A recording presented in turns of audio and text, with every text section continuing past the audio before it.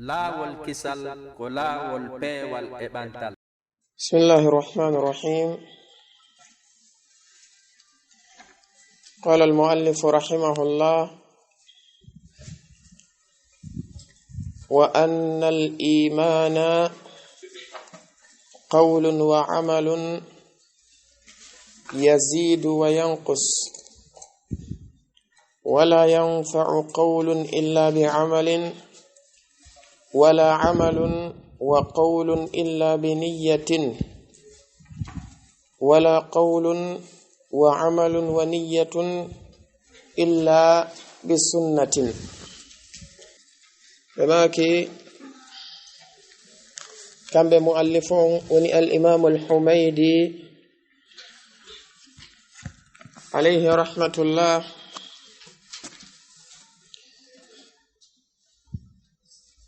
بماكي وأن الإيمان قول وعمل يزيد وينقص. أي أولو واو كو واو متوتا كو عطف أبما كنون السنة عندنا بجانتينون أن يؤمن الرجل بالقدر خيره وشره وحلوه ومره. أي السنة عندنا كذلك أن الإيمان سنة كميدن سنة وني فند أهل السنة والجماعة كنما إلا والمبنغل كم بأهل السنة والجماعة وندما الإيمان قم دينانغل قول وعمل كوكونغل كنما إغل نو كرمكو بسنة بن نودي مبه بتوتا وجانتوري بني وانا إمام الحميدي بجانتوريني قول وعمل ودي مبه جانتوتوب بماكا قول واعتقاد وعمل نفوق معنا واحد. وأن شيخ الإسلام ابن تيمية عليه رحمة الله كعقيدة الواسطية مأبئ بجانتوريني قول وعمل يسدون كان بشيخهم بفيركو هندواني معنى قول وعمل. أني ستبي هوري إنما الإيمان قول وعمل، أي قول اللسان وعمل القلب والجوارح. عمل القلب هو الاعتقاد. إذن ستوين دون واري ودن دون كونغو دي يوغا اكرمكو بسنة ونا يوسك وند دون نلو تندري اسي إنما قول واعتقاد وعمل معنى واحد. قول أي قول اللسان، وعمل أي عمل القلب وهو الاعتقاد، وعمل الجوارح. كدوني معنى الإيمان قول وعمل. يزيد كان الإيمان أنه بيدو، أي يزيد بالطاعات هنا بيدرو سبو دفتاريجي ko neddo on doftoto kon Allahu azza wa jalla en elano alayhi salatu wassalam woni sabu dudugol makko moƴƴinin wa yanqus no duito kadi kanyum imanu on yanqusu bil ma'asi no duito kadi sabane enema lundagol makko Allahu azza wa jalla en elano on sallallahu alayhi wa alihi wa sallam. odo al iman عندي معنى الإيمان لغة قلوني التصديق والإقرار، قلوني قونجنغل إرتو تبنتنا وبيا قلوني التصديق الجازم معنى منكو قونجنغل قونجنان لتواتكو قونجنان لبلتال. أما ستبيهوري إنما الإيمان اصطلاحا قلنا وني كم بإمام الحميدي كبجنتني أنه كقول وعمل يزيد وينقص، أي قول اللسان وعمل القلب والجوارح يزيد بالطاعات وينقص بالمعاصي. قلنا وني معنى الإيمان عند أهل السنة والجماعة. نولي إهوري مودون كونغول كدنغال كنما إغولال كبرن دواني فيننن إغولال كتره no ɓeydora sabanede ma ɗoftareji ɗin no ɗuytora sabanede ma lundale ɗe neɗɗo on faggitotoɗe. joni oɗo al iman himo aray alhaaliji ka qur'anare allahu tabaraka wa ta'ala kanyum lafzatul iman o aray nde wonde tawa kanyum lafza on uddiyat bil ba'i, o aray nde wonde tawa kanko lafza on uddiyat bil lami. idha uddiyat lafzatul imani bil lami فمعنى الإيمان كمعنى اللغوي وهو التصديق والإقرار. أما إذا عديت بالباء فمعناه المعنى الشرعي أي الاصطلاحي، وهو قول اللسان واعتقاد القلب وعمل الجوارح يزيد بالطاعة وينقص بالمعصية. الله عز وجل ونقل الأذن خير لكم يؤمن بالله ويؤمن للمؤمنين ورحمة للذين آمنوا. يؤمن بالله لو عديت اللفظة بالباء دونك معنى الاصطلاحي يؤمن بالله، ويؤمن للمؤمنين لو عديت اللفظة باللام دونك معنى اللغوي. أي يؤمن بالله معنى دونك قول واعتقاد وعمل يزيد بالطاعة وينقص بالمعصية. ويؤمن للمؤمنين أي معنى مود يصدق للمؤمنين، ومعنى مود التصديق والإقرار. إذن ديدو ko piiji di tawata neɗɗo on si tawi hawri o taskike moƴƴa o yiray alhaali majji on ni. oɗo al iman kalimatul imani idha uddiyat bil ba'i haray fa ma'na al iman ko al ma'na الاصطلاحي، وإذا عديت باللام هرف معنى الإيمان كمعنى اللغوي. مثال دمال الله عز وجل وجنتي في النبي يوسف عليه الصلاة والسلام كبيرو بابا غوتو بمأبه هو نوبه كم بياري بتاي بابا مأبه aɓe ari ɓe tawi baaben maɓɓe ɓe wi inna dhahabna nastabiqu wa tarakna yusufa inda mata'ina fa akalahu dhi'bu wama anta bimu'minin lana walau kunna sadiqin. ɓe wi ali wama anta bimu'minin bina wama anta bimu'minin lana ay bimusaddiqin lana. الله عز وجل وآمن له لوط أي معنى مول وصدقه لوط ونكو معنى اللغوي ونكتت. أما ستين أريك حديث جبريل المشهور، جبريل عليه الصلاة والسلام لما سأل النبي عليه الصلاة والسلام عن الإيمان، ما دام سأله عن الإيمان شرعا كم بين الله عليه الصلاة والسلام بماكيكو أن تؤمن بالله، أن تؤمن billahi bilba'i wa malaikatihi wa kutubihi wa rusulihi wal yawmil akhir wa tu'mina bil qadari khayrihi wa sharrihi. Idan ko ɗum ɗo jono kañum oɗo al iman ko o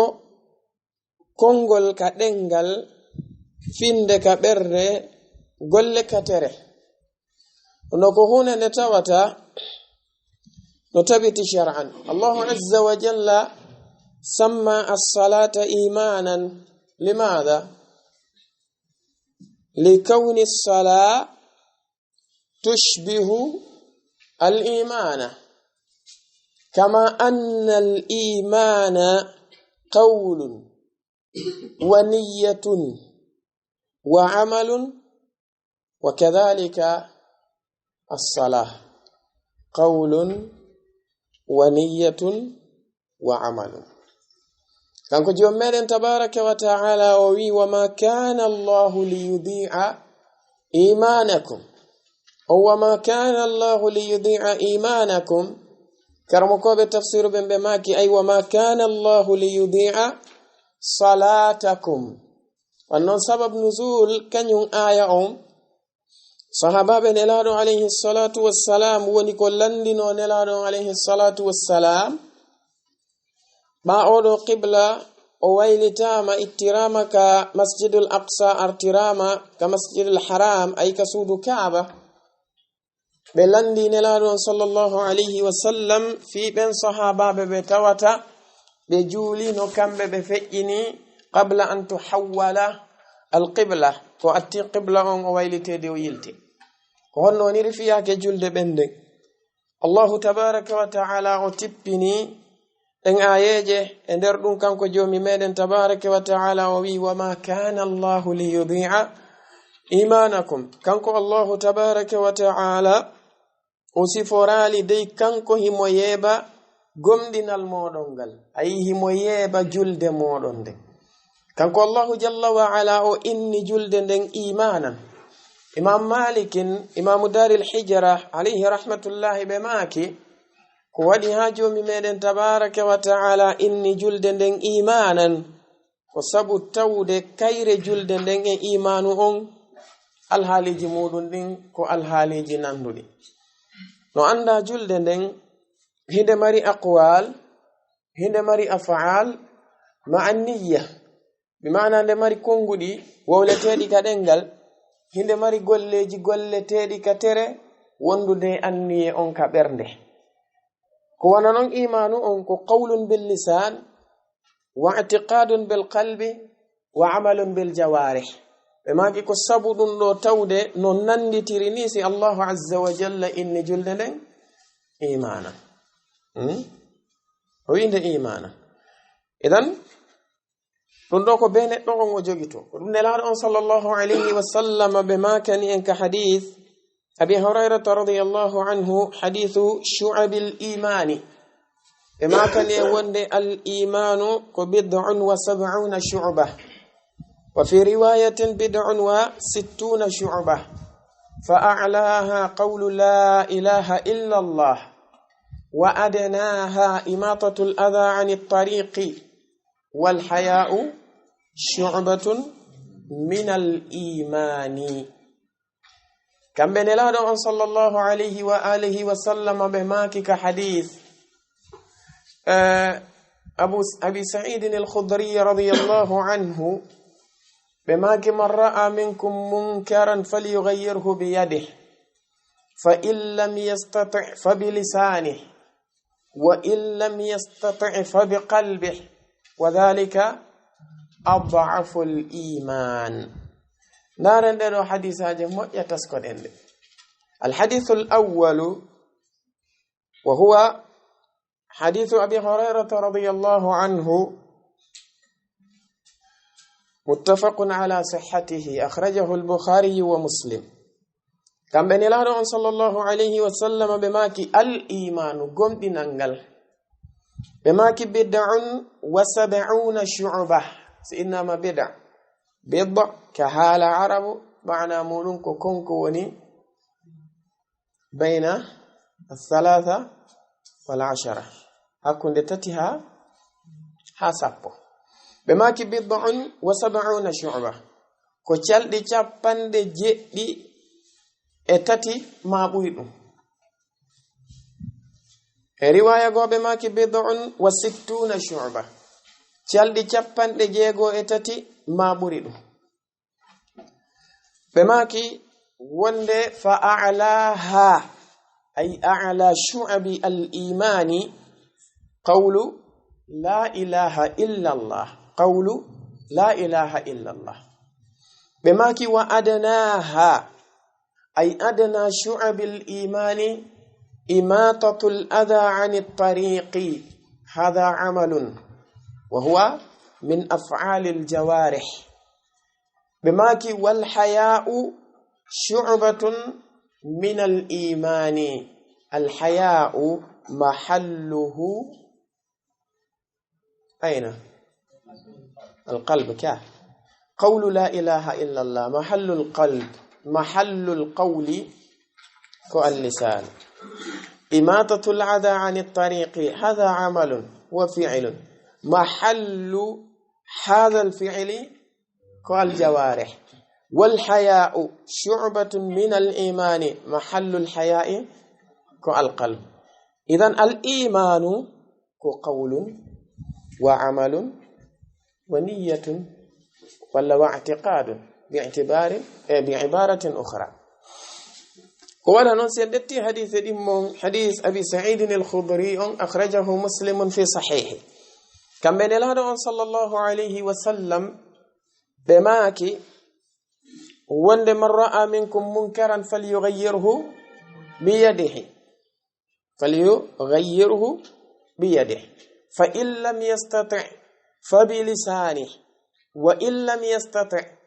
فبقلبه فليغيره بيده هذا عمل الجوارح فإن لم يستطع فبلسانه هذا قول اللسان وإن لم يستطع فبقلبه هذا عمل القلب وهو النية بماكي وذلك أضعف الإيمان يعني حكون الذي دوتت تغيير المنكر باليد وتغيير المنكر باللسان وتغيير المنكر بالقلب ديدو فوق ماجيكو هم بوري تووده من هو الأعلى القلب تغيير المنكر باليد له آثار أكثر مما للسان ومما للقلب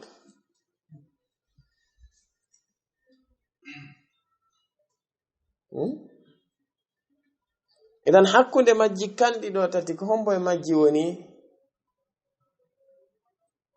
أرفع الإيمان وأقوى الإيمان وتغيير المنكر باليد ثم تغيير المنكر باللسان ثم تغيير المنكر بالقلب وذلك أضعف الإيمان إذا كان تغيير المنكر أضعف الإيمان مما يتعلق بتغيير المنكر فتغيير المنكر باليد يكون أقوى وأكمل الإيمان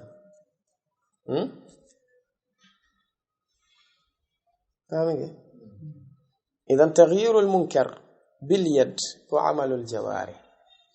تغيير المنكر باللسان وقول اللسان تغيير المنكر بالقلب وهو نية القلب إذن هرأي سيتوي في إيمان نجانتي ديكو بيونا إليدو دي دندن نينغال مجي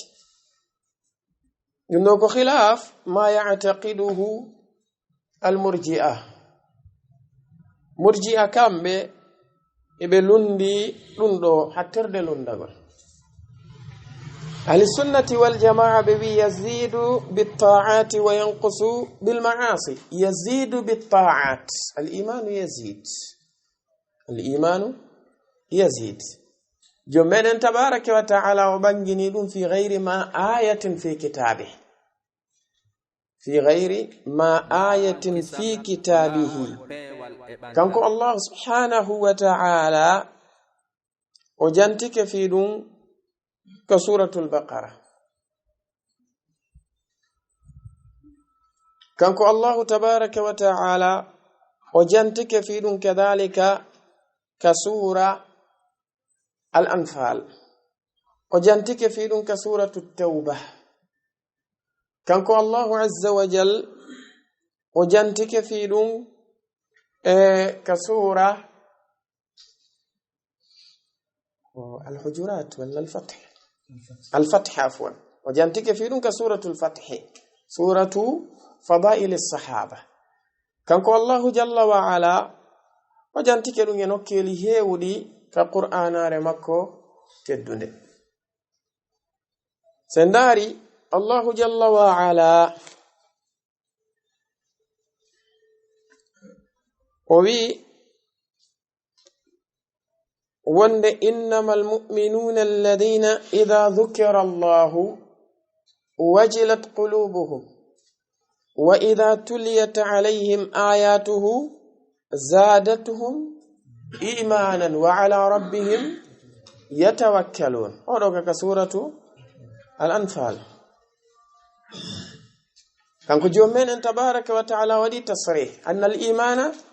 يزيد وإذا تليت عليهم آياته زادتهم إيمانا كان الله جل وعلا وي الذين قال لهم الناس إن الناس قد جمعوا لكم فاخشوهم فزادهم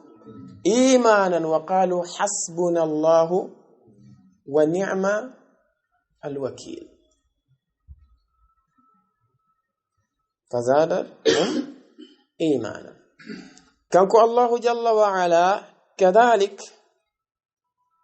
ووي وند فأما الذين آمنوا فزادتهم إيمانا وهم يستبشرون ووي كانكو الله جل وعلا هين كبانغين غولدون ووي فلما رأى المؤمنون الأحزاب قالوا هذا ما وعدنا الله ورسوله وصدق الله ورسوله وما زادهم إلا إيمانا وتسليما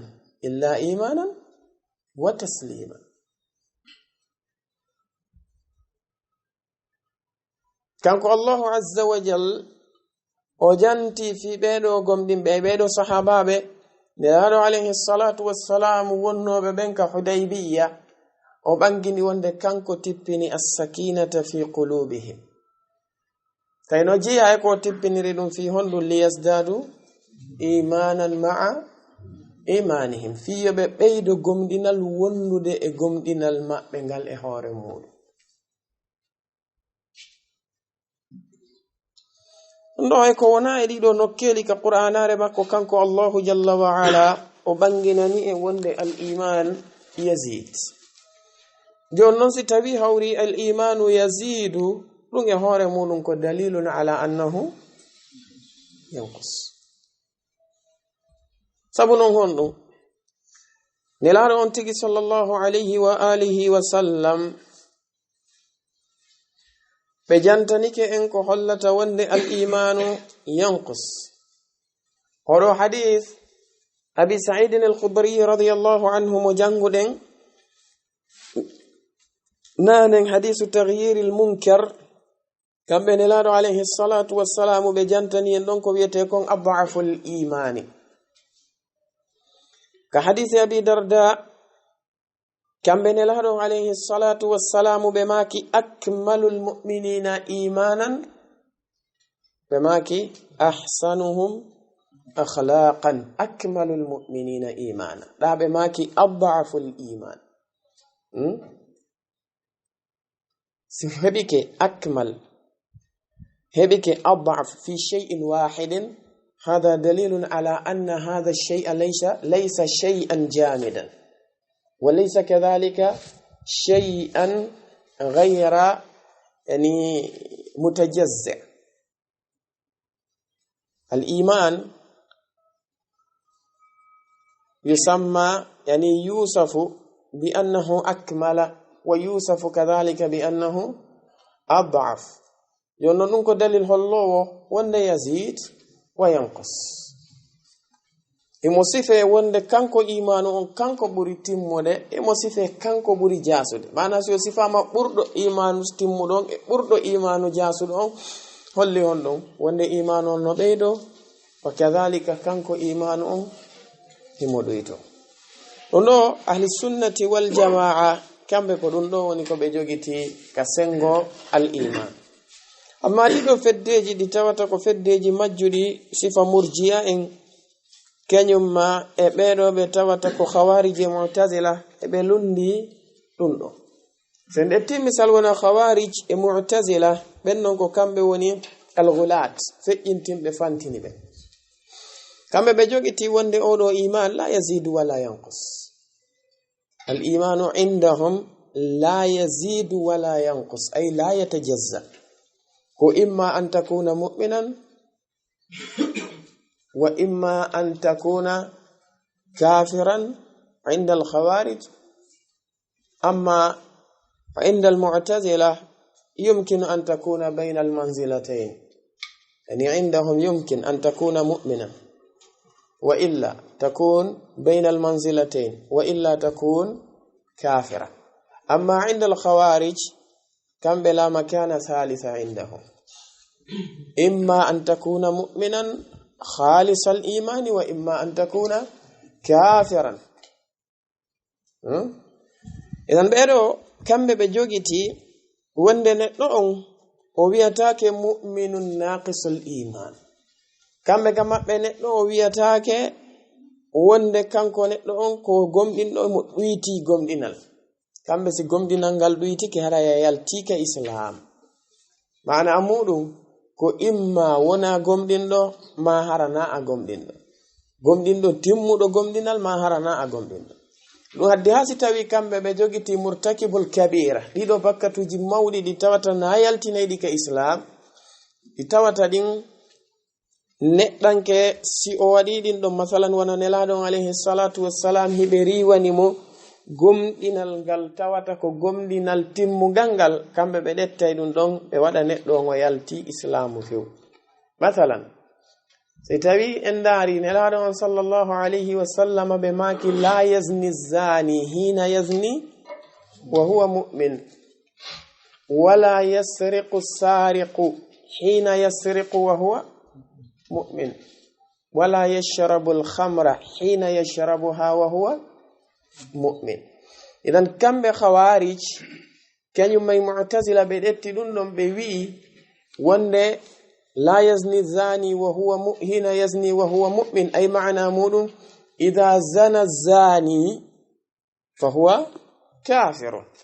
عند الخوارج اما عند المعتزله يعني فهو قد خرج من الايمان لكنه بين المنزلتين ما وصل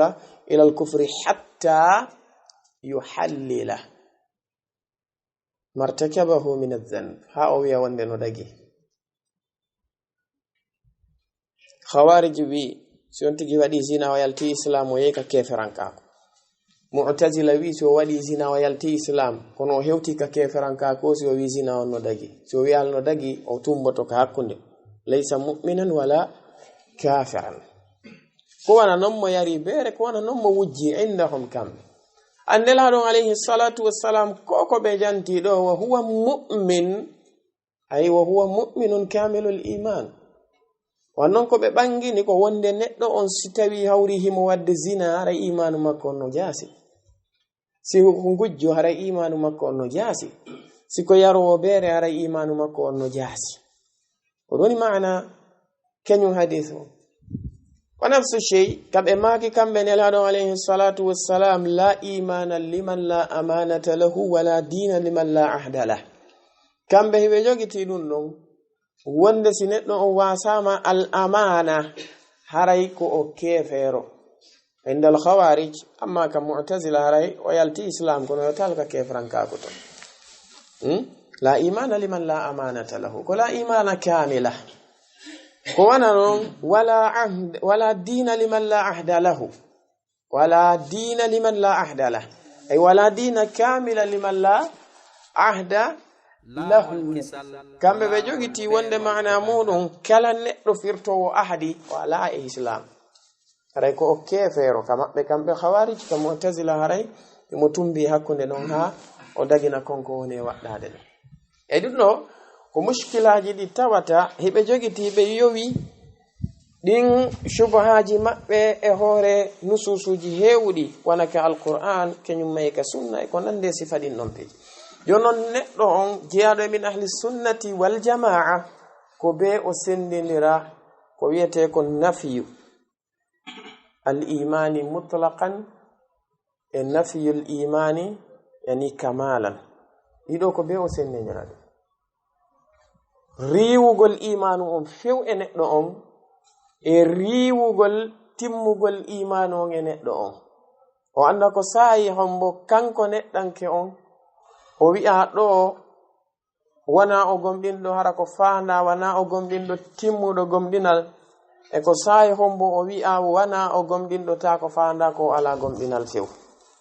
ɗiɗo ko be neɗɗo on o sendindira ɗum ɗum noon ko honno o sendidirta ɗum bakkatu wonaɗo jantede mo neɗɗo on faggiti on ko on ɗon bakkatu o darata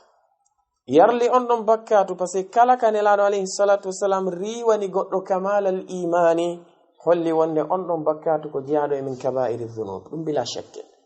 joni noon al kaba'ir ko ala qismin ko kaba'irun mukaffira e kaba'irun ghayru mukaffira ko bakkatuji mawɗi yaltinayɗi neɗɗo on ka islam e bakkatuji mawɗi ɗi tawata ɗi yaltinta neɗɗo on ka islam seede wondema oɗo shurbul khamr maɗum zina maɗum sariqa ko bakkatuji mawɗi ɗi tawata ɗi yaltinta ka islam nelaɗo alayhi salatu wassalam yeru waɗuɓe ɗum ɓen e zaman maɓɓe ɓe waɗi hiddu on e hoore maɓɓe yarli nelaɗo alayhi salatu wassalam hakama alayhim bil kufr ɓe ñawano hoore maɓɓe kefranka kugo ɗimmitel muɗum ngel yarli nelaɗo alayhi salatu wassalam ɓe landitinoɓe an yastaslimu jadidan yoɓe naatituka islamu kesum ɓe landanoki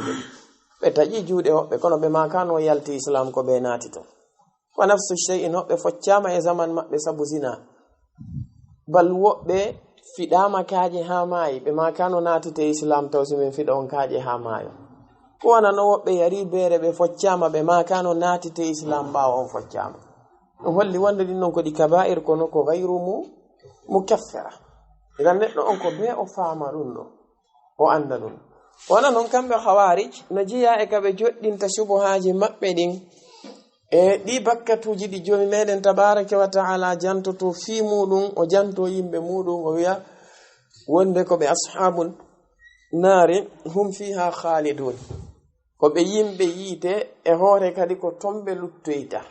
neɗɗo sunna on mo duwa jogitade o anda wonde alkhuludu fi ayatil wa'idi ko ala qismayni ko khuludun muaqqatun wa khuludun abadi khuludun muaqqatun e khuludun abadi sinama khuludun muaqqat maana muɗum kanko neɗɗo on o luttinoyte ka yite kono ko yeru waktu mana luttingol mongol ka yite o luttinoyte yeru ko o bonni kon si ɗum ɗon gasi o yaltine ma wuren ronka hewtude ɗon Allah azza wa jalla yurme mo yaltinamo ko sifa ɗum ari ka wiɗo wa man yaqtul mu'minan muta'ammidan fajaza'uhu jahannama khalidan fiha wa ghadiba Allahu alayhi wa la'anahu wa a'adda lahu 'adaban 'azima idan ɗum ɗo koko wona wowlede ɗo wa man yaqtul mu'minan muta'ammidan fajaza'uhu jahannam khalidan fiha karmokoɓe sunna ɓen ɓe mari firoji ɗiɗi si khuludu on o woni muaqqat ɓe mari firo si khuludu on woni abadi ɓe mari firo khuludu on si tawi hawri o woni kanko khuludu on ko o muaqqat yani ko o luttowo ton yeru waktu mo tawata ko happaɗo ɗon ko faada ko kanko neɗɗo on o wari siɗɗo makko julɗo on muta'ammidan o tewi pas kono non ghayra mustahillin bi dhanbil qatli tawi wana o daginɗo bakkatu wargol ngol o wari o yauti pas kono himo jaɓi wargol on ɗon no harme oɗo ko ɗum ɗo o kamberana joni no wuren kanko neɗɗon o naatoyay ka o naatoyta ɗum allahu alam yakunu tahta mashi'atillah o naatoyay o naatoyta allahu alam joni noon si allahu naadoyimo ɗon huludu makkon ko muaqqat hada huwa i'tiqadu ahli sunnati wal jamaa si tawi ɓe landi kama ko fi honɗum wiyan ɗo wonde o naatoyay ma o naatoyta allahu alam jom meɗen tabaraka wa ta'ala o wi'i wonde inna allaha la yaghfiru an yushraka bihi wa yaghfiru ma duna dhalika liman yasha kanko allahu o wi o yafanta ko nde neɗɗo on kafidata mo shirku mawɗo on tigi mayda e muɗum kono noon wa yaghfiru himo yaafo ma duna dhalika ay ma huwa adna min ashirki l akbari mo yaafo kala bakkatu mo tawata o hewta shirku mawɗo on amma hewtuɗi shirku mawɗo ɗin si neɗɗo maydi e majje ɗin ɗon lanni si o maydi e ɗin ɗon o tuubali foti ko kufru akbar ma ko nifaqi i'tiqadi ma ko bid'a mukaffira ko nande sifa ɗin ɗon peeji ɗin ɗon fop kande shirku akbar on ko ala darajatin wahida jonon o wi wa yaghfiru ma duna dhalika liman yasha himo yaafo konko tawata hewta shirku mawɗo on ay konko tawata yaltintaka islam liman yasha wonande kala mo o muyi yafanade jonon si tawi neɗɗo on qatala akhahu almuslim muta'ammidan walakinahu يعتقد تحريم قتل أخيه المسلم بغير حق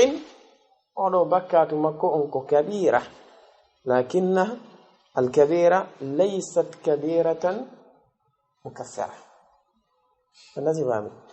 إذن هذه الكبيرة دون الشرك ويغفر ما دون ذلك لمن يشاء إذن ستوي هوريكو خلود متاتك ومؤقت كل ونفرنغ على السنة والجماعة بفرنغ كم كنت يكون يوم القيامة تحت مشيئة الله إن شاء عذبه وإن عذبه إنما يخلده في النار خلودا مؤقتا ثم يخرجه وإن شاء غفر له بلا عذاب ngoɗo ko firo waran firo ɗin mo ngon si tawi hawri khuludu on ko khulud mo tawata ko o abadi ɓe maki wa man yaqtul mu'minan muta'ammidan fajaza'uhu jahannama khalidan fiha si khuludu o wonay abadi ko ton o luttoyta ɗon haray kanko neɗɗon qatala akhahu almuslim wa ataqada mada إباحة قتل أخيه المسلم بغير حق ونحن عندنا هون ميدن الإنسان إذا استحل ذنبا توكم كنتلونكو عامدا متعمدا فيما فعله وإن لم يرتكب الذنب يكفر بذلك لأنه أشرك نفسه بالله جل وعلا في التشريع si tawi neɗɗanke o dagini bakkatu mo tawata ko bakkatu harmuɗo shar'an bellet le himo andi o majjata wonde bakkatu on ko bakkatu harmuɗo inda Allah jalla wa ala o dagini bakkatu hayso o waɗitaki bakkatu on e kefero sabu masalan o dari ko ni zina no dagi harale o zinata fiw o wiya zina no dagi ɗum ala ella tele himo andi Allah azza wa jalla no harmin yakfuru bidhalik nazima jonnon idartakaba aray ɗon ɓuri ko jel idan si innama khuludu on ɗon ko khulud abadi ko faanda ko wonde kanko neɗɗon o warimo hagasi e hoore ɗum himo dagini kadi wonde warugol mo ngol ala ella e hoore mo andi wa man yaqtul mu'minan muta'ammidan fajaza'uhu jahannama khalidan fiha o warimo hagasi himo fiɓi wonde ko wari mo konno dagi e hoore ley mo andi Allahu no harmi ma haysi tawi o warali mo o fiɓi wonde wargo non ɗon no daji e hoore mo andi Allah azza wa jalla no harmini ɗum e ɗiɗo ko piiji ɗi tawata neɗɗo on ko be o sendidira ɗi fii kanko wata o heɓu shubuha ko ɓeɗo khawariji jogitikon e shubuha ko mu'tazila jogiti ase kamɓe ko ɗum ɗo ko yimɓe ɓe tawata da'iman yani ya'tamidun wa yastanidun ila al-ayat ay ayati al-wa'id akthara mimma ya'tamiduna ala ayati al-wa'd ko wadi sibe inna be al-wa'idiyya ko yimɓe ɓe tata kamɓe ka kambaji ɗin ari ɗon ko ɗum ɗon ɓe ɓuri jogitade edi ka fodoje ɗin ari ɗon khawarij e mu'tazila ko non ko wadi sibe inna yimɓe ɓe tata ko ɓe al-wa'idiyya non kamɓe ko ayat nususul wa'id ko ɗin ɗon ɓe ɓuri jogitade edi nususul wa'id idan ɗum ɗo neɗɗo on ko be o sendinira ɗum ɗo e kamɓe ɓe yaari wonde neɗɗo on so waɗɗitike bakkatu mawɗon haray o yaltika islam jonnon ko imma o hewtoyaka keferankaku wona khawarij wi'iri non maɗum o wona taw ka tumbo hakkunde keferankaku ngun e islam on wana mu'tazila wiiri non kamɓe kadi ɓe wisi o dagini non bakkatu on haray o yettoyke keferankaku ɓe wisi o maayi ɓe ɗiɗon non ɓe fotti khawarij e mu'tazila ɓe wisi o maayi ɗon o tubali ko yite jahannama o luttoyta o yaltoyta few eran ɗum ɗo ko finde nde tawata ko finde bonde lundine qur'ana kenyum e sunna ko non no fandi julɓe ka maɓɓe kamɓe sibuɗo sifa ɗum ɗo julɗo no fandi ka makko ko wana noon sen detti ɓeɗo ɓe tawata ko alladhina yuqabiluna haula ɓe woni almurji'a kamɓe ɓen non kadi woni yimɓe ɓe tawata ko ɓe jufat mana yimɓe jasuɓe wanno wi'egol maɓɓe murji'a taw ko kalima mo tawata ko lettaɗo min al irja wa huwa ta'khir karmo koɓe maki wonde ɓe wi'ira murji'a limadha li'annahum akharu al-amala 'anil iman ɓe inni wonde golle ɗen kañum naata e nder gomɗinangal ɓen kan no jeeya shubuhaji ko ɓe dallinorta ɓe ɗetta ayeji ka Allah azza wa jalla wi ɗon innal ladhina amanu wa 'amilus salihati walladhina amanu wa 'amilus salihati wi Allah azza wa jalla farraqa bayna al-iman wal 'amal ɓeni si tawino hawri al-iman yadkhulu fihi walla yadkhulu minhu al-'amal lama farraqa Allah jalla wa 'ala baynahuma tawi ɗum ɗo ko majjere ɗum ɗo ko min baabi ikhraji al-khassi min al-'am oɓeya min baabi dhikri al-khassi min al-'am inna alladhina amanu wa 'amilu s-salihat ɗo hollali wonde al-'amal laysa min al-iman kamɓe ɓeyni wawu on ko wawul fasl no jiya e ko hollata nde majjere maɓɓe ɗon jomi meɗen tabaraka wa ta'ala o wi man kana aduwwan lillahi wa malaikatihi wa rusulihi wa jibrila wa mikala fa inna allaha aduwwun lil kafirin o wino to wa malaikatihi e malaikaɓe makko ɓen o witi wa jibrila wa mikal ene jibril e mikal ɓeɗo laysa min al malaika wona nder malaika ɓen ɓe jeeya haɗi ɓe yaw wawu ɗon kadi ko wawul fasl ɗum ko min babi dhikri al khass min al 'am inna alladhina amanu wa 'amilu s-salihat walladhina amanu wa 'amilu s-salihat ono imam Shafi'i alayhi rahmatullah yande go be yidno neɗɗo goto mo tata ko murji'i o dari o wiɓe kamɓe imam Shafi'i wonde al-'amalu la yadkhulu min al-iman gollal ngal natataka nder imanu fu imam Shafi'i landimo ko non dalil makko e muɗum o wi ko ayat qur'aniyya ɓe maki yo addude o fuɗɗi addude ɗin innal ladhina amanu wa 'amilus salihat wal ladhina amanu wa 'amilus salihat o inni al wawu wawul fasl al wawu fasila Allah azza wa jalla ja'ala فصلا بين الإيمان والعمل. إذن الإيمان شيء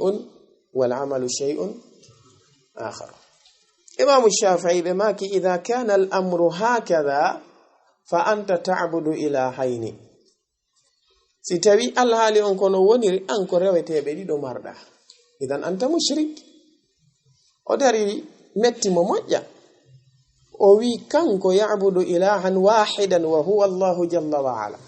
wande imam shafi'i wata wi'umo de wande ya'budu ilahaini, wata be siformo wonde ko o neddo mo tawata ko o wasani amaki a wi'i en wonde alwawu ko o fasila. jonon Allah tabaraka wa ta'ala o wi rabbul mashriqaini wa rabbul maghribaini. la shakka anta ta'budu rabbal mashriqaini وتعبد رب المغربين، أليس كذلك؟ بلى. جونون إذا كانت الواو فاصلة هري لك إله وهو رب المشرقين وإله آخر وهو رب المغربين، فإذا تعبد إلهين. عندك ودي نقر بدعة أحيانا ستوي هوري كبين سنة فينا مؤيا سؤدني ما آيات من كتاب الله جل وعلا وما هي شبهات مكة بدعة دون وبلت نمارك دي آيات في كتابه جل وعلا تكشف وترد على تلك الشبهات. قلنا إذا كنت متقنا في كتاب الله جل وعلا يوم مبي ولا يأتونك بمثل إلا جئناك بالحق وأحسن تفسيرا. ننكو في كل بدعة وفي كل شبهة يلقيها أهل البدع إلى قيام الساعة كما قال العلماء. يأتيني مثال وانو بيدو بتواتكو بمعتزل ينكو بين فيوندو كان بكرمكو بمعتزل بين بدارودونو إمام أحمد بن حنبل يسو لاندو لامينو دون فيوندو ساي مأمون محمد المأمون ابن هارون الرشيد هبداري لندن ووي اهنو امام احمد يسو من دو ناظروه اهنو ودو نديري ماكو ونو وي وندي القران كو مخلوق. احمد بن حنبل وي القران كلام الله ناظروه لندن جودي هدي no jeya e goddo e mabbe kambe yimbe bid'a ben ko adduno don o lanni imam ahmad o wiya ahmad hal alqur'anu shay wala laysa bi shay.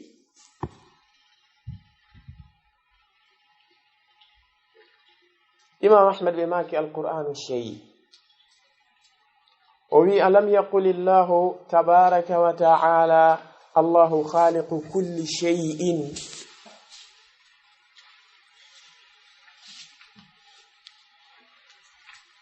إمام أحمد بماكي قالته وهي الله خالق كل شيء القرآن شيء ألا يدخل القرآن تحت هذا. إمام أحمد بفيوتمو بماكي الله عز وجل قال في الريح التي أهلكت عادا تدمر كل شيء بأمر ربها. هل دمرت السماوات والأرض؟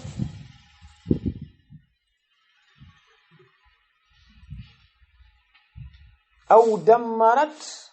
ما أراد الله تبارك وتعالى فقط؟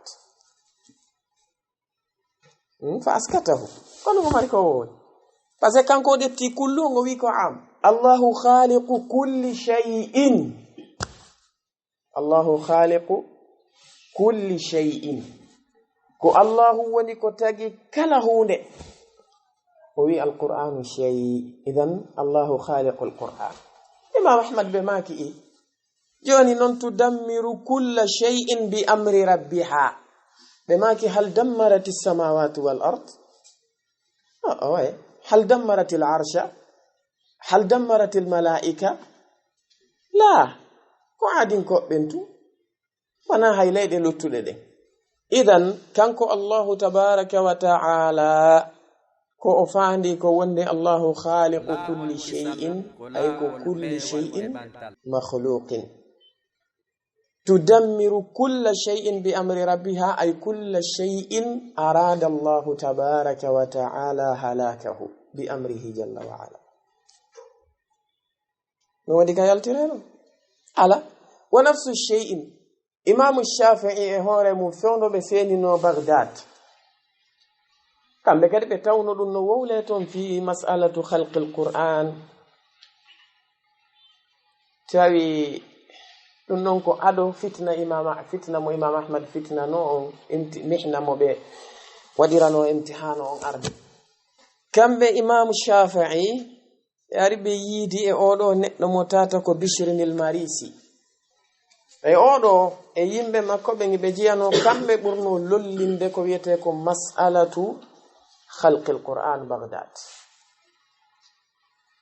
jonno mbaɓe ari ɓe joɗodi e imam shafi'i hibe hewtude fi muɗum imamu shafi'i kañum yaari wonde alqur'anu ko kalamullah sifatun min sifati llahi azza wa jalla ghayru makhluq e nder ko ɓe yewta kon kañum mu'taziliyankejo on o dari o wi ɗimojo kañum bishrinil marisi o dari o wi wondema allahu tabaraka wa ta'ala o wi'i allahu khaliqu kulli shay'in alqur'anu shay on kadi addi nafsu shubha o wi ɗiɗi allahu tabaraka wa ta'ala wi'i inna ja'alnahu qur'anan arabiyyan inna ja'alnahu o wi wonde alja'alu ma'na muɗum ko alfi'il جعلناه أي جعلنا القرآن معنى مولو خلقنا القرآن عربيا قل انت شبهة جدول إمام الشافعي بابدتي بماكي الله وي الله خالق كل شيء كنكو كانكو وي كدي قل أي شيء أكبر شهادة قل الله قل أي شيء أكبر شهادة قل الله ma kamɓe ene ko honɗum ɓuri tiiɗude seedande kul ma kamɓe allah ko allahu ayu shay'in akbaru shahada allah azza wa jalla kanko tigi o longinine ɗon ko ɓe jaabo kulillah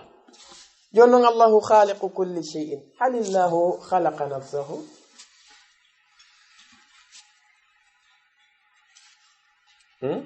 non neɗɗo bidaaji makko ɗin haysi ɗi mari galaɗi o justa wolde ɗum non ɓe makani mo amma ka o wi ɗon inna ja'alnahu qur'anan arabiyyan ma'na ja'alu on ɗon ko at-tasyir ay inna sayyarnahu qur'anan arabiyyan ɓe maki allahu azza wa jalla nde yimɓe annabi ibrahima ɓe arno ɓe sunni yani ɓe asi ha gasi ɓe sunni leɗɗe ɗen ɓe detti annabi ibrahima ɓe willi nder ton allahu dandi annabi ibrahima ko non allahu wi fa aradu bihi kaydan faja'alnahum al-asfalina nokugo faja'alnahum al-akhsarin faja'alnahum ay fasayyarnahum imam shafi'i be maki hal khalaqahum allah tabaraka wa ta'ala asfalina aw khalaqahum akhsarin لا لما فعلوا ما فعلوا سيرهم أسفلين بماكي إذن كونكو فانا لون إنا جعلناه قرآنا أي سيرناه قرآنا عربيا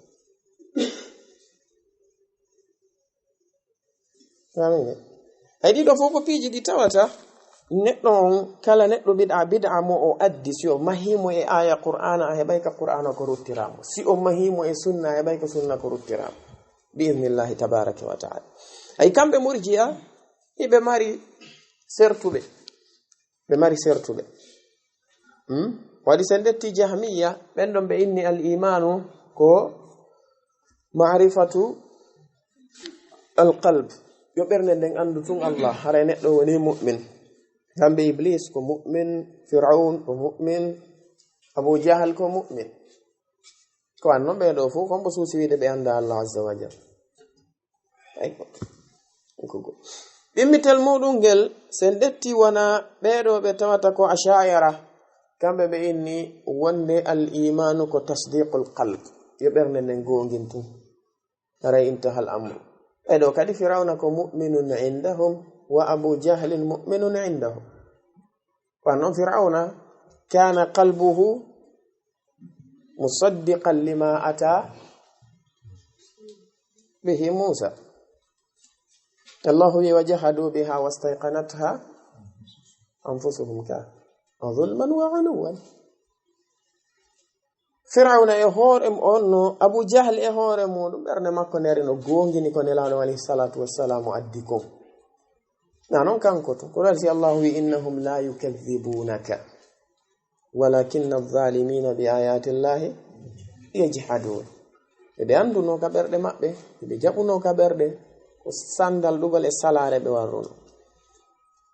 karramiya kamɓe ɓe inni al imanu ko qawlun bil lisan yani nutqun bil lisan faqat walaw lam yusaddiq al qalbu ɓe wi wonde koyo ɗengal ngal woltu hay si tawi ɓernde nde gonginaɗe ɗeɗo kadi al munafiquna indahum mu'minun allahu wi wa min annasi man yaqulu amanna billahi wa bil yawmil akhir qalu ka ono jomi me wi honno wa ma hum bi mu'minin holli ko fenande ko murji'atul fuqaha ko ben don daroto inna al imanu ko qawlul lisani wa i'tiqadul qalbi be hatta ɗum ben do woni murji'atul fuqaha manam muɗum dambitiɓe ɓen e mazhabu imam abi hanifa on rahmatullahi alayhi aray ɗum ɗo ko be wawen faamude ɓeeɗo e hoore muɗum konko ɓe jogiti ɗon ko majjere molanande ko waɗi e nder ko janngaynoɗen seeɗa e tarjama maɓɓe kamɓe imam al-humaydi e yino jeeya ko ɓe jantani en ko murji a fiɓi wiwgol neɗɗo si tawi fiɓi tun wondema julde nden no waɗɗi hay si tawi gurdam makko ɗam fof o juulay o fiɓi wonde korkan waɗɗi gurdam makko ɗam fof o hoorale aray ko gomdindo natoyta yite madama o fiɓi ka ɓernde makko ko wana noon ɓe wi wonde neɗɗo on si fiɓi julde nden no waɗɗi o tewike pas o juuli bi gayri tahara o wonda e laaɓal walla o juuli kanko neɗɗo on tawi ko mustadbiral qibla himo hucci qibla on ɓe wi wonde ko o mu'min yite memoytama e muskila on ka wonno khawariji e mu'tazila kañum nde no catoyo koode ɗen to ma asama jeɗɗaɓo on to ɓeeɗo kamɓe murji e hiɓe yaade ɓe iroɓe jogito leydi jeɗɗaɓiri ndi kono hiwoni alhaali yimɓe biɗaɓe ko taratan ata e woɓɓe go e maɓɓe haqqille munden no naɓi ɗum ha feƴƴintini ta no hirani dina kam ɓuri Allah azza wa jal woɓɓe go no ton tawa ko ɓe yawi dina kon ɓe ɓuri ha iblisa kamɓe kadi hakke ko ɓe wallini fi dina ka leydi oɗo waɗi kala neɗɗo rewirɗo Allah azza wa jalla haqqille makko ɗen o tirti wahyi on fi makko bonay par ce que ɓeɗo fop ala ko lorri ɓe siwana ardingol maɓɓe haqqille maɓɓe ɗen e dow nassuji ko ɗum ɗo woni tana on fop ahlisunnati wal jamaa enen no jeyaka meɗen al iman qawlun wa amal so innama qawlun wa amal wano jantornoɗen noon ma'ana moɗon ko qawlul lisani wa amal ay amalul qalbi wa huwa al i'tiqad wa amalul jawarih si tawi tun a yii karmokojo sunna wi'i al imanu qawlun wa amal haray ko fana ko qawlul lisani wa amalul qalbi wal jawarih cheikh al-islam ibn taymiyata kamɓe tigi hiɓe addiri ni ka aqidatul wasitiyya maɓɓe kono kamɓe ɓe addu tun kadi ɓe firi ɓe maki al imanu qawlun wa amal ɓe watti yeeso ɗon qawlul lisani wa amalul qalbi wal jawarih yazidu wa yanqus wala yanfa'u nafata qawlun kongol illa bi amalin siwana wondude e gollal kongol ngol tun nafata si kongol ngol tun nafayno arayno nafigiɓɓe ɓe hettike فسجون ميدن تبارك وتعالى ومن الناس من يقول آمنا بالله وباليوم الآخر وما هم بمؤمنين. كان الله عز وجل يقولون بأفواههم ما ليس في قلوبهم. إذن ولا ينفع قول إلا بعمل ولا عمل وقول نفتاك دي قلل إكونغل إلا بنية سوانا وندو دي أنية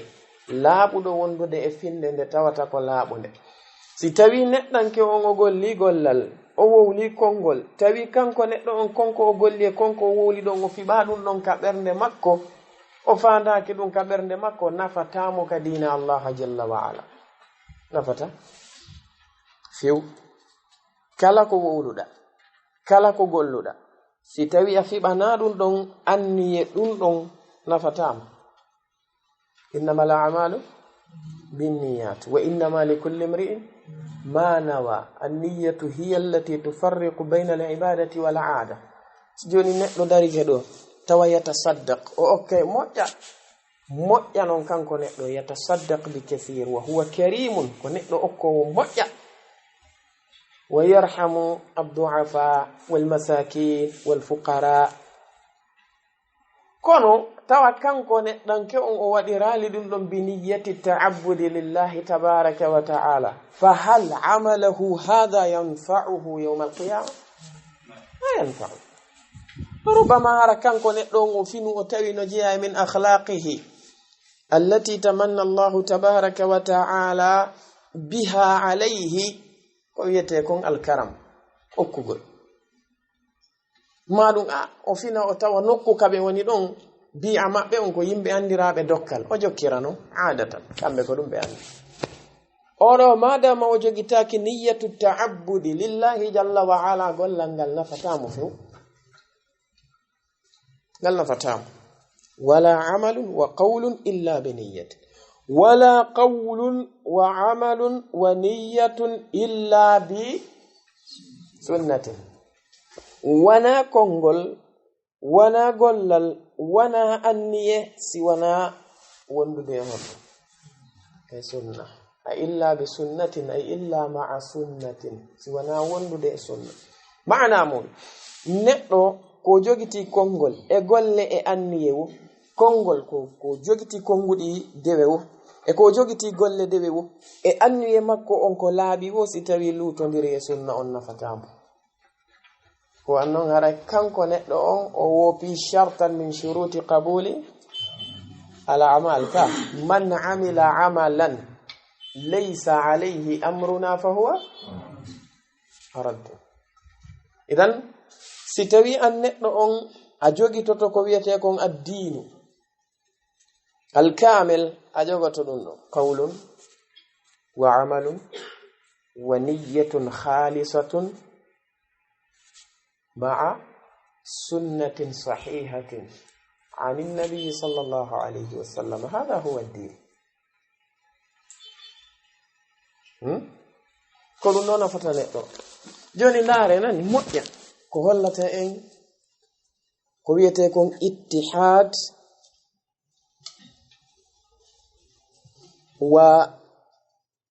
ووحدة كلمة أهل السنة والجماعة. نقول كونغول ولا ينفع قول يعني وأن الإيمان قول وعمل يزيد وينقص ولا ينفع قول إلا بعمل ولا عمل وقول إلا بنية ولا قول وعمل ونية إلا بسنة. وانا نفس المقالة ونك مقدمة الرسالة لابن أبي زيد القيروان بيدو لكو بلت زمانو جماع بدين وندركا hattirde woɗɗondirgol leyɗe maɓɓe ɗin kadi no woɗɗondire hattirde woɗɗondirgol kono hino konngol gotol ngol. defte aqida sunna jelu yi'uɗen tawi ɗum ɗo ko gotum ɗum woni nder.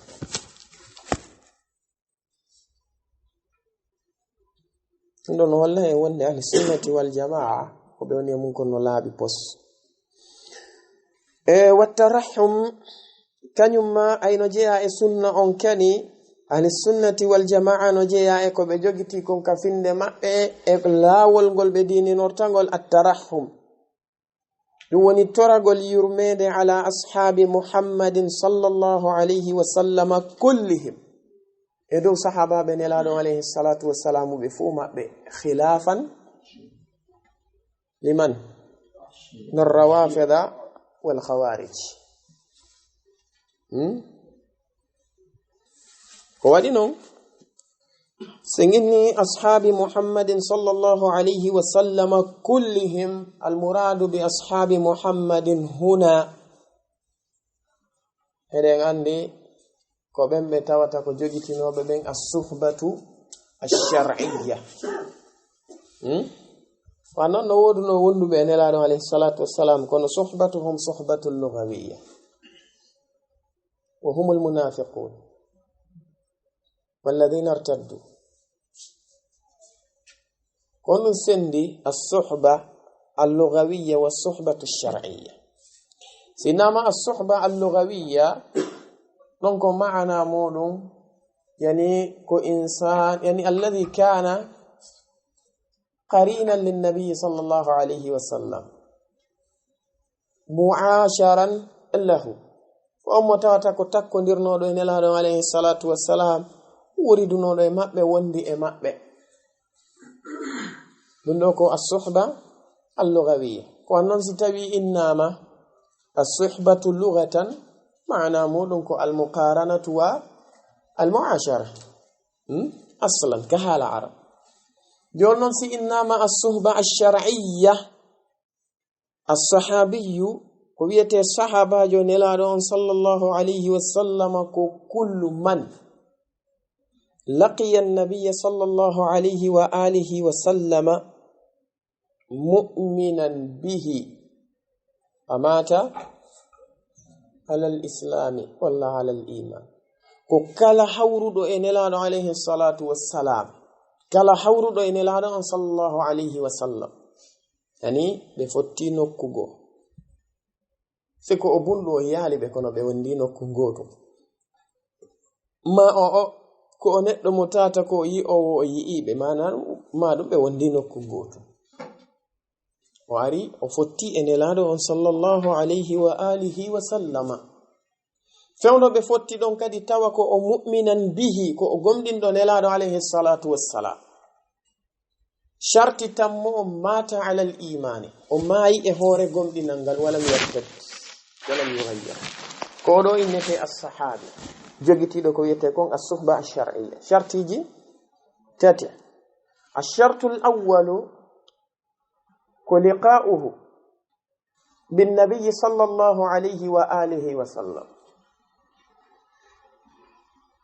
الشرط الثاني كو يعني أن يكون اللقاء في حالة الإيمان في حالة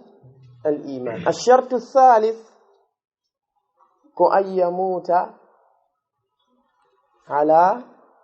الإسلام ولم يغير ولم يبدل معنى لم يغير لم يبدل أي لم يرتد كان كنتم يرتون جنالي ومرتالف شرط يرانوكو بحر وحوريا نلادو عليه الصلاة والسلام sitawi kanko neddo ngo gomdini nelaado alayhi salatu wassalam fi zamani nabi sallallahu alayhi wasallam kono be hawrali ha nelaado on feddini ma kanko feddini la yusamma sahabiyyan wa huwa min kibari tabi'in wana halu an-najashi o wonodo malik habasha karmo kobben be maki kanko najashi la yu'addu من الصحابة إنما هو من كبار التابعين لأنه ما رأى النبي صلى الله عليه وسلم مع كونه عاش في زمن النبي صلى الله عليه وسلم وفي عهده لكن لم يرزق برؤية النبي صلى الله عليه وسلم ولم يرزق بلقائه صلى الله عليه وآله وسلم إذن الشرط الأول هو لقاء النبي عليه الصلاة والسلام الشرط الثاني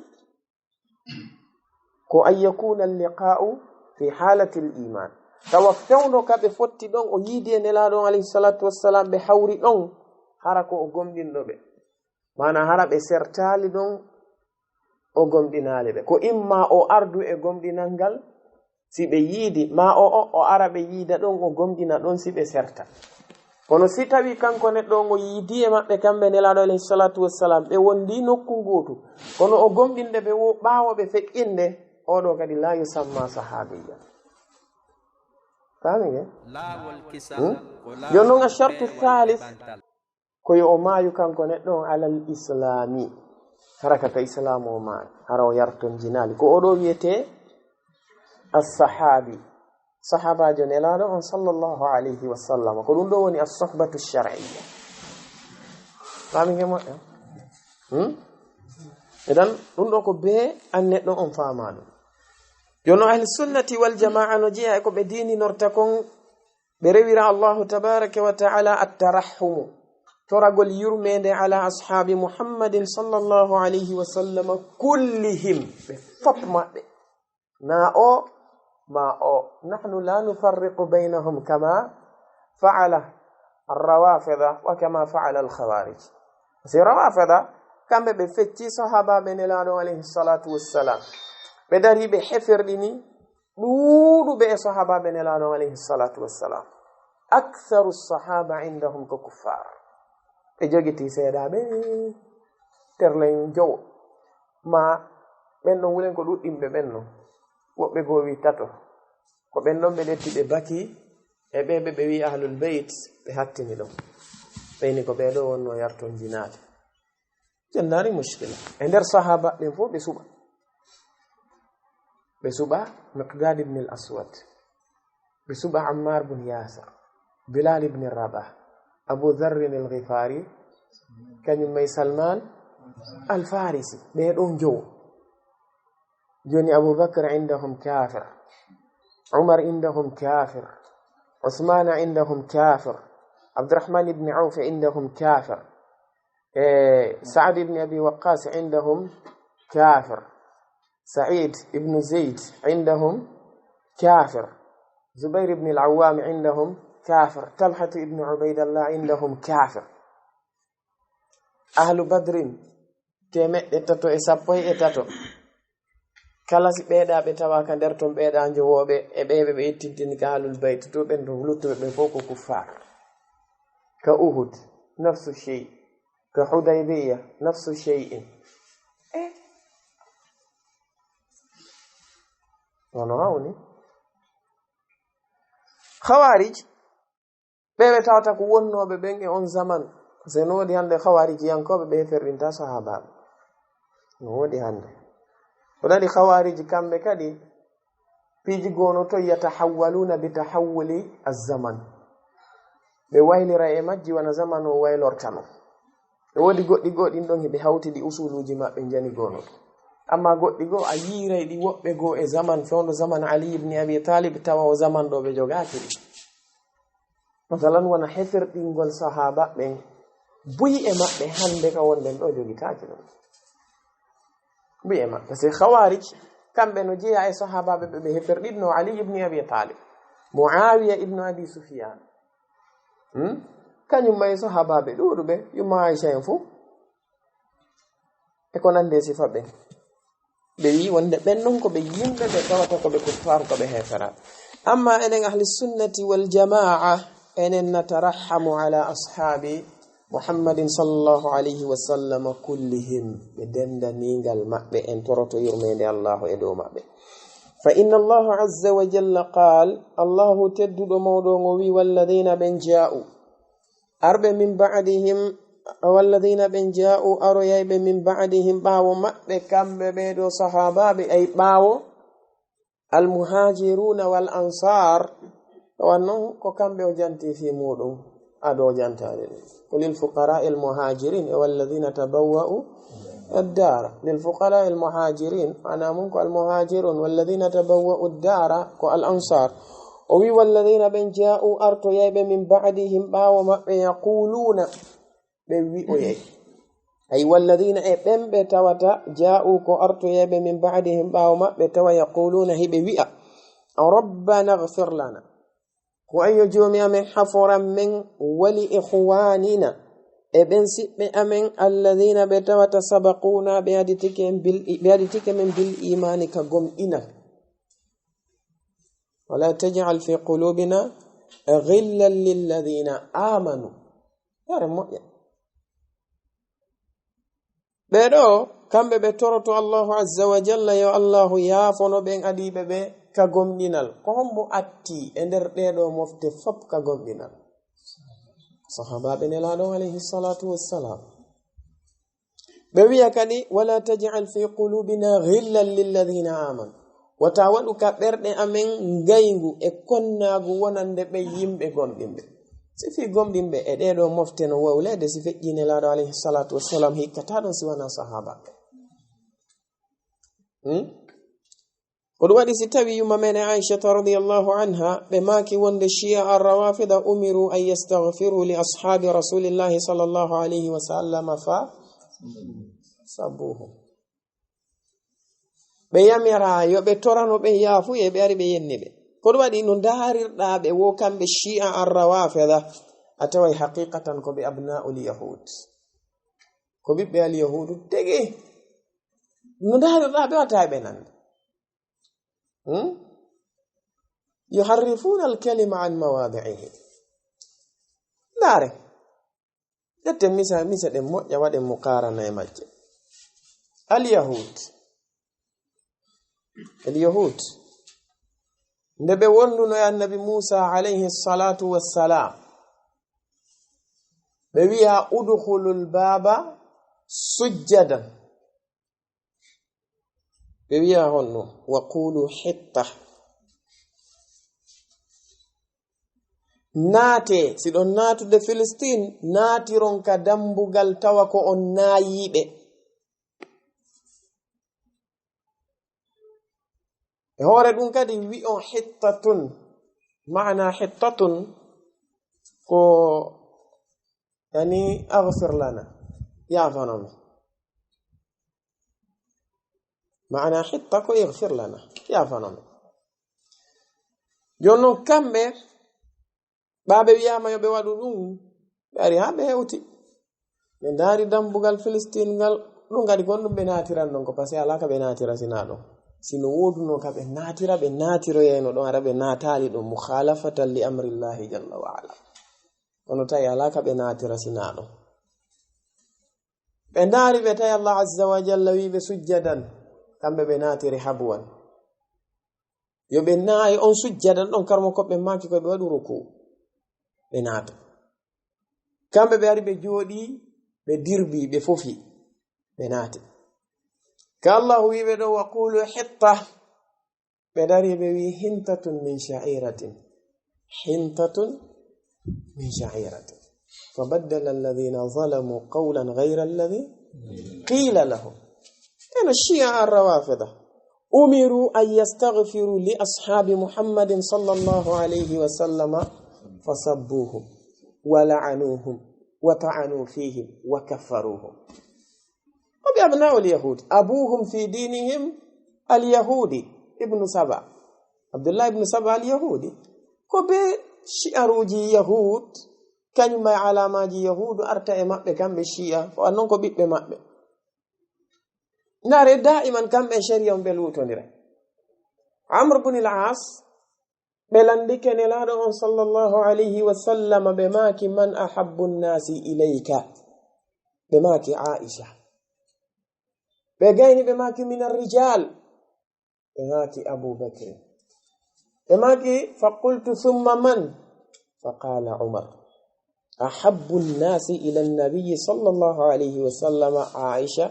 أبو بكر عمر وهؤلاء هم أبغض الناس إلى الشيعة الروافضة أنا لا الماء والله الدين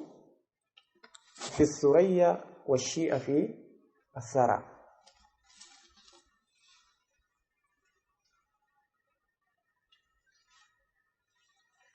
بما فلم نؤمر أن يمراك إلا بالاستغفار له سوانا ترى نقول به يافوي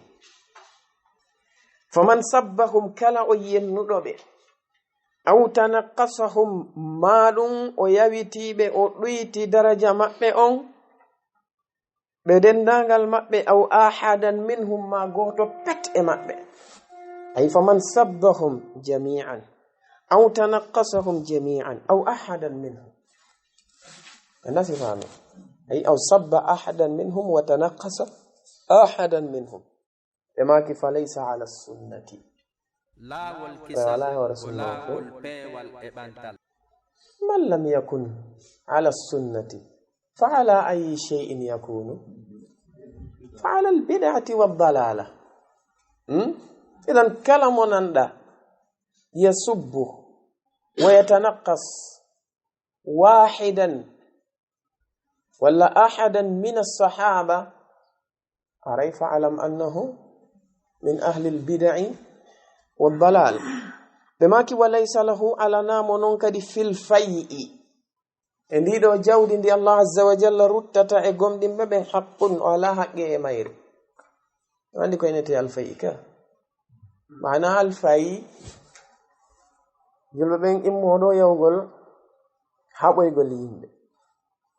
e leydi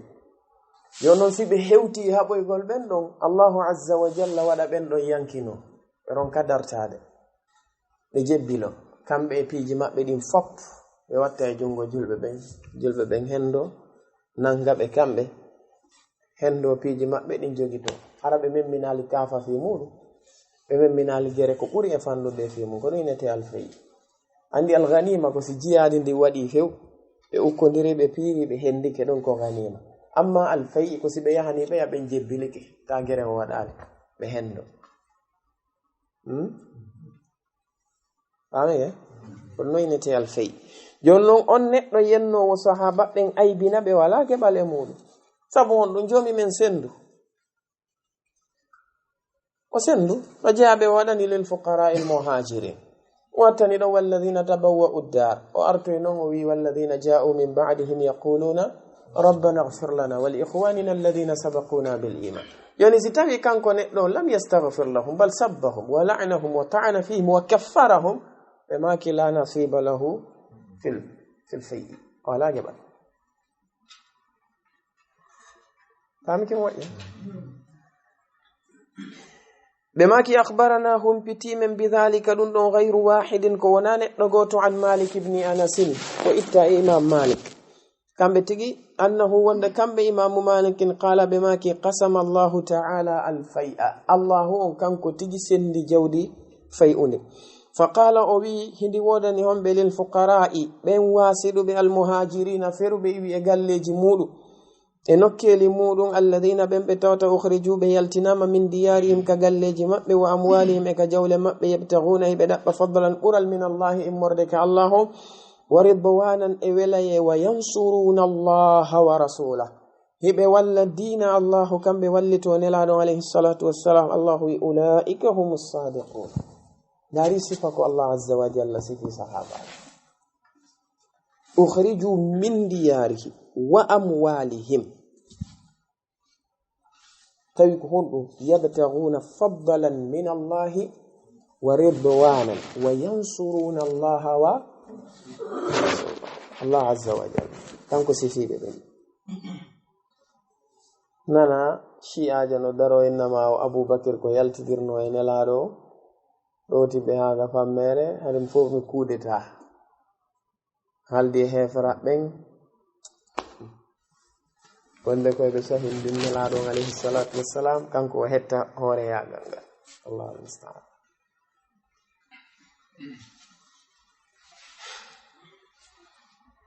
ثم قال يسدون كانكو الله وي والذين بن جاءوا ارتب من بعدهم باو والذين بن قد جاءوا ارتب من بعدهم باو صحابه بن تو يقولون هبويا ربنا كو اي جومي امين ربنا اغفر لنا كو اي جومي امين يا فنمن ولاخواننا الذين ابن سبقونا ادتيب من بالايمان كغمنا ani ɓawo jantike fi almuhajirun ko hikkunoɗon jantagol ko al ansar walladina tabawwa'u ddara woni al ansar si o janti noon walladina ja'u min ba'dihim kambe imam malikin be maki faman lam yaqul hadha lahum kala mo wawlanali ɗum ɗo e haqqe sahaba ɓen kala mo wawlali ɗum ɗo koko allahu jantiɗo parce que ko alamande maɓɓe ndenno yaquluna rabbana ighfir lana wa li ikhwanina alladhina sabaquna bil iman wala taj'al fi qulubina ghillan lilladhina amanu ɓe maki kala mo wawlali ɗum ɗon wonande ɓe kamɓe sahaba ɓen ay kala mo toranaki ɓe ɗum fa laysa mimman ju'ila lahu lfay aray o jiyaka e ɓemɓe tata ko waɗanaɓe geɓal ɗum oɗo alfay parce que allahu sifike ɓen ko on wonta alhaali maɓɓen e bange sahaba ɓe jonno ɓeɗo kamɓe ɓe ari ɓe huuɗi sahaba ɓen ɓe yenniɓe ɓe woliɓe ko ɓe woliɓe kon fof idan haray ɗum ɗo ko jiyaɗum e asliji ɗi tawata ko ɗi jogiɗen enen ahli sunnati wal jamaa enen ɗen jogiti wonde assahabatu kulluhum ko ɓe udul ɓe fop maɓɓe ko ɓe nunɗuɓe eɗen jogiti wonde assahaba ko kamɓe woni khairul quruni gireli ɗin fop ba'da al anbiya'i wal mursalina kamɓe ɓuri moƴƴude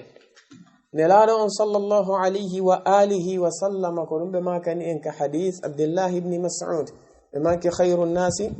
قرني ثم الذين يلونهم ثم الذين يلونهم يعني او خير الناس وانا مفتمع بدن تندي ko moftali din di denda ningal majjisi annaba ben ene la ben iwi ko buri moƴƴude e sahababe ben be denda ningal mabbe ko sahababe ne laano alayhi salatu kala annabajo e kala ne laado wondibe ko o marno ko buri moƴƴude ko sahababe ne laano alayhi salatu wassalam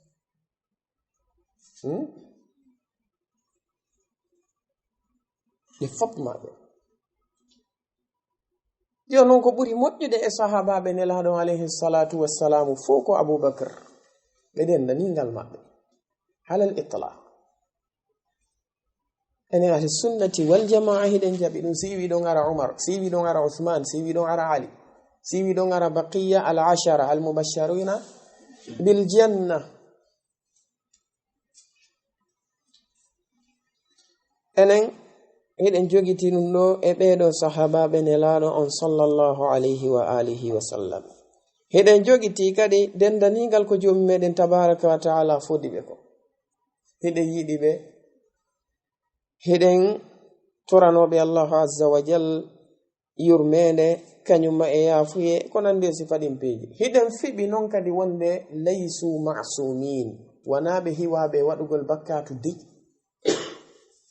few ɓe falje ɓe waɗay bakkatu ko non ko ɓe ɓiɓɓe adama kullu ibni adama khata wa khayrul khata'ina at-tawwabun idan ɓe waɗay bakkatu kamɓe sahaba ɓe lakin en ɗettata bakkatu mo goɗɗo e maɓɓe faggiti aybiniren mo ɗum ɗon gonniren ɗum ɗon moƴƴereji ɗi o waɗi ɗi wannon bakkatu mo o faggiti cheikh l'islam ibn taymiyata ko janti kon ka aqidatul wasitiyya gaddi to wujuhuji hewɗi ko hollata wonde on ɗon bakkatu lorroytamo kanko sahabajo ko waɗi no wawi wonde on bakkatu mo o waɗi ɗon tawa kanko sahabajo on ko ijtihadu o waɗuno e muɗum fa akhta'a joni noon idha ijtahada al hakimu fa asaba falahu ajran wa idha ijtahada fa akhta'a falahu ajrun hal alayhi dhanbu la sino ennede idha ijtahada al hakim est ce que neɗɗo no heɓo hakiman fi ummati muhammadin sallallahu alayhi wa sallam mo tawata tawaffarat fihi shurutul ijtihadi akthara mimma inda sahaba no heɓo heɓata fola a janginama ɗo imamu shafai waɗa ijtihade wiye ko gonga ka imam malik no mari shurutul ijtihad wiyen ko gonga ka ene si ɓeɗo heɓi shurutul ijtihad ko sahaba ɓe ronkata heɓude ɗum kono imam maliki waɗirta ijtihad ɓe falja wiyen hiɗen tanƴiniɓe yafama par ce que ko ijtihad ɓe waɗi sahabaji waɗa ijtihad falja ɗetten ɗum ɗon aybinen rewto haqqille ɗe o yahde ala ɗum no wawi arde ɗum ko wajhu ɗi mo on ɓe maki no wawa wonde kanko on sahabajo on bakkatu mo o waɗi ɗon tawa o tuubino hakkunde makko e Allah azza wa jalla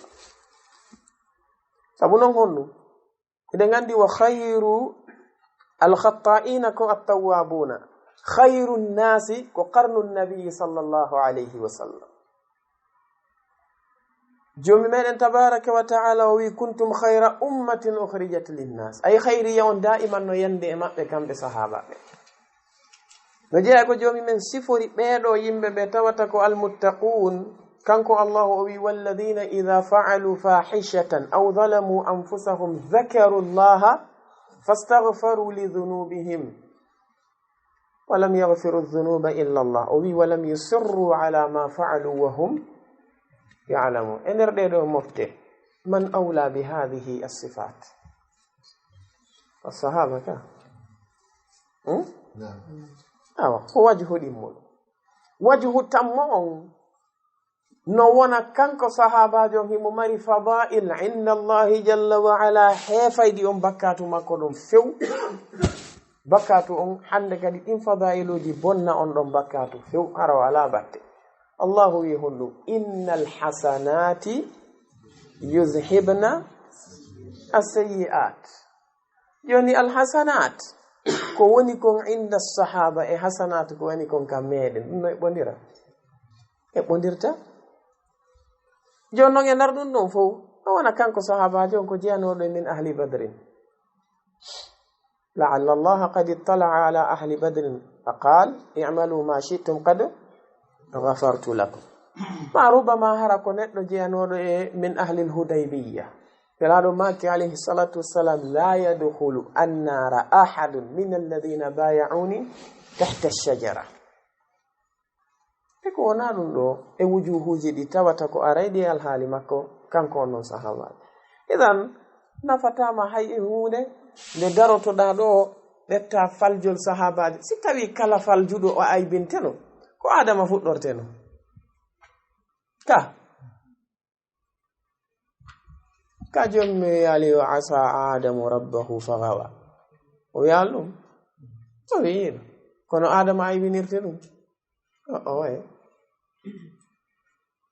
jonnon tippoɗa ɗon e annabaɓe ha hewta e nelaɗon sallllahu alayhi wa sallam kamɓe e hoore maɓɓe joni meɗen tabaraka wa taala yafanike ɓe ko ɗuuɗi afa llahu anka lima adinta lahum afa llahu anka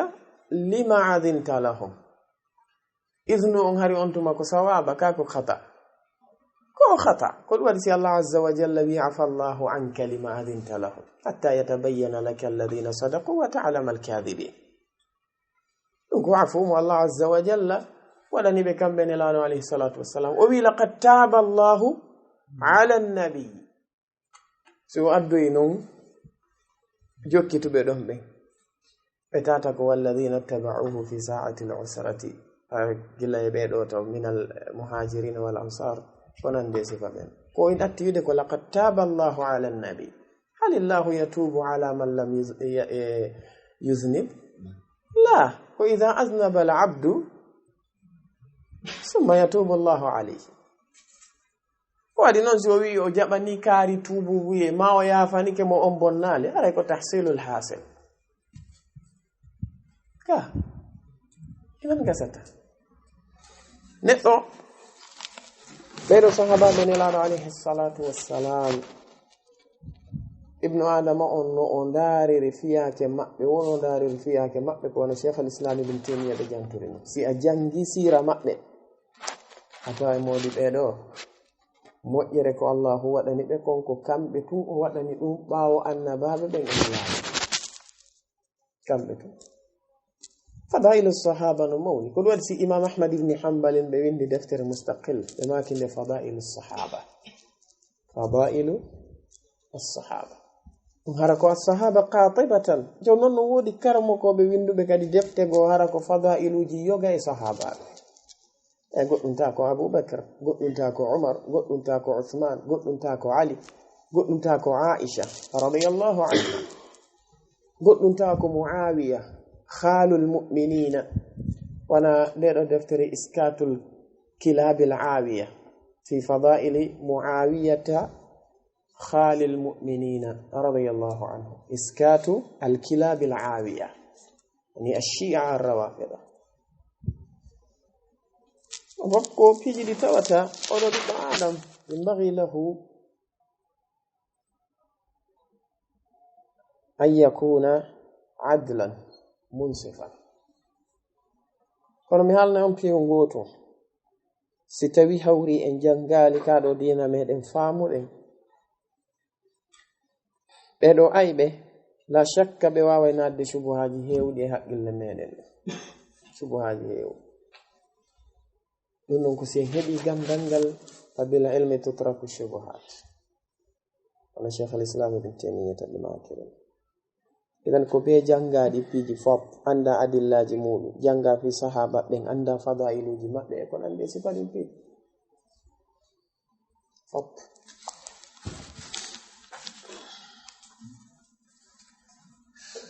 wa anna al imana wonde gomɗinangal qawlun ko konngol, wa amalun kañumma e gollal, ay konngol ɗen gangal e gollal ɓernde ɗen kañumma e tere ɗen. yasidu no ɓeydora sabu ɗoftareji ɗi, wa yanqusu no ɗuytora sabu lundale ɗen. wala yanfa'u nafata qawlun konngol illa bi amalin si wana wondude e gollal, wala amalun wana gollal wa qawlun e konngol illa bi niyyatin si wana wondude e anniya, wala qawlun wana konngol wa amalun e gollal wa niyyatun e anniya illa bi sunnatin si wana wondude e sunna. والترحم كنما يترغل يرمين على أصحاب محمد صلى الله عليه وسلم كلهم إدو صحابة بنلانو عليه الصلاة والسلام بفومأ به. فإن الله عز وجل قال والذين بن جاءوا أرتياب من بعدهم باو مأبه توا يقولون هبويا ربنا كو أي جوميا من اغفر لنا حفرا من ولإخواننا أونا بن سبئ من الذين بتات سبقونا بأدتك من بالإيمان كقمدنا. الآية فما فلم نؤمر إن يمراك إلا الاستغفار لهم سوانا ترنا والبيدو يافوي. فمن سبهم كلا ينو بفو أو تنقصهم مادون ويويتي بودويت درجة مأبهم أو أحدا مادون ووددون قوت منهم إمأب فليس على السنة هري عندو نتلو على هوري سنة، وليس له على نام في الفيء انديدو جود حق حق. أخبرنا بذلك هم في تيمن دون غير واحد كونان لغوتو عن مالك إمرد إمام مالك ابن أنس أنه وند كمبي إمام مالك قال بماكي قسم الله تعالى الله تودون وسندي الفيء انديدو جود فقال أوي للفقراء اندي ودني بيدو واسد بالمهاجرين فروا بالذين بتوت أخرجوا بيالتنام من ديارهم كقلج مأب وأموالهم إكجول مأب تبي يبتغونه بدأ فضلا برا من الله إمردك الله ورضوانا إوليه وينصرون الله هب والذين الله ورسوله إن العدو صلى الله عليه وسلم أولئك بينهم الصادقون كبيو نقوه ببي. ثم يسرون قال كنكو الله وجنتي والذين بن جاءوا أرتياب من بعدهم باو مأبه يقولون هبويا ربنا اغفر لنا كأي جومي من حفرا من ولإخواننا ابن سبع من سبقونا أدتيب من بالإيمان كقمدنا الآية. إما كم بإمام مالك فمن لم يقل هذا لهم كلام وولى لدنه ونندب كم بصحابة من فليس لا تاكدي kanko neɗɗo on mimman ju'ila lah ko on mo tawata ko waɗanano ɗum alfay o geɓal e oɗo fay.